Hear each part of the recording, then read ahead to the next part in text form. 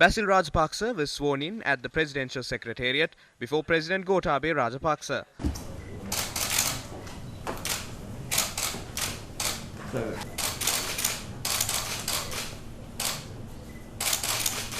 Pursuant to swearing in as a minister, he assumed his duties at the Ministry of Finance earlier today.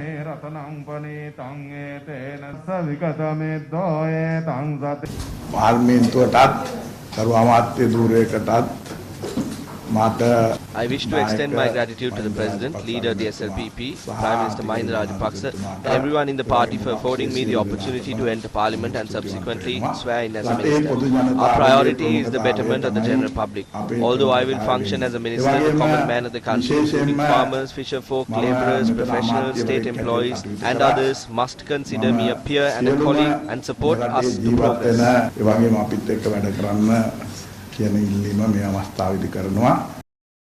Basil Rajapaksa entered the political sphere of the country as the personal secretary to the newly appointed parliamentarian of Beliyatta, Mahinda Rajapaksa, in the year 1970.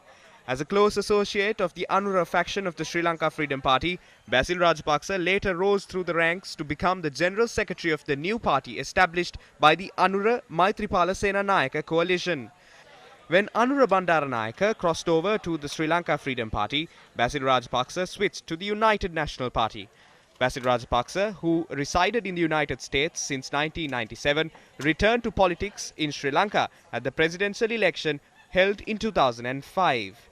Entering Parliament in 2007 through the national list, he rose to fame as the main decision maker of the Mahinda Rajapaksa regime.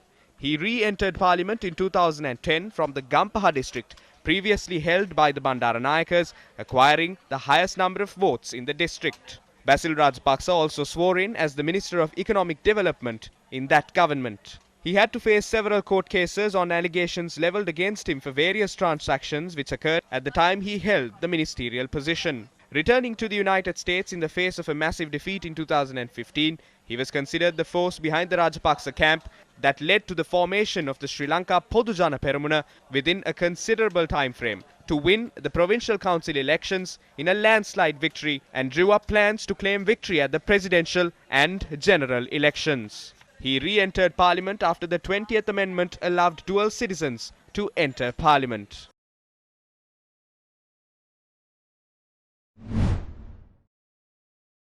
President Gotabaya Rajapaksa has issued an extraordinary gazette amending the ministerial portfolios of multiple ministries. The extraordinary gazette has recognized the Ministry of Finance as a separate entity which previously functioned jointly under the Prime Minister along with other ministries, namely Urban Development and Housing, Buddha Shasana and Cultural Affairs. A new ministerial portfolio titled Ministry of Economic Policies and Plan Implementation has also been established through the extraordinary gazette. 10 institutions including the Public Utilities Commission of Sri Lanka, Department of Census and Statistics and the Department of National Planning will now come under the oversight of the new ministry. Moreover, the newly established Selandiva Investments Limited has been gazetted to fall under the State Ministry of Urban Development, Waste Disposal and Public Sanitation.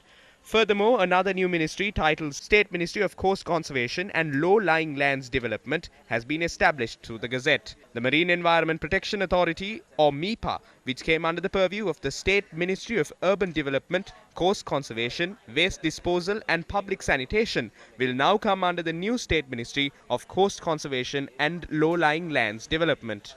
According to the Extraordinary Gazette, a new state ministry for promoting the production and regulating the supply of organic fertilizer and paddy and grains, organic foods, vegetables, fruits, chilies, onion and potato cultivation promoting, seed production and advanced technology agriculture will also be established. 7 institutions, including the National Fertilizer Secretariat and Ceylon Fertilizers Company Limited, will come under the purview of this new state ministry. Meanwhile, Udayanga Weeratunga had uploaded a post on Facebook on the return of Basil Rajapaksa.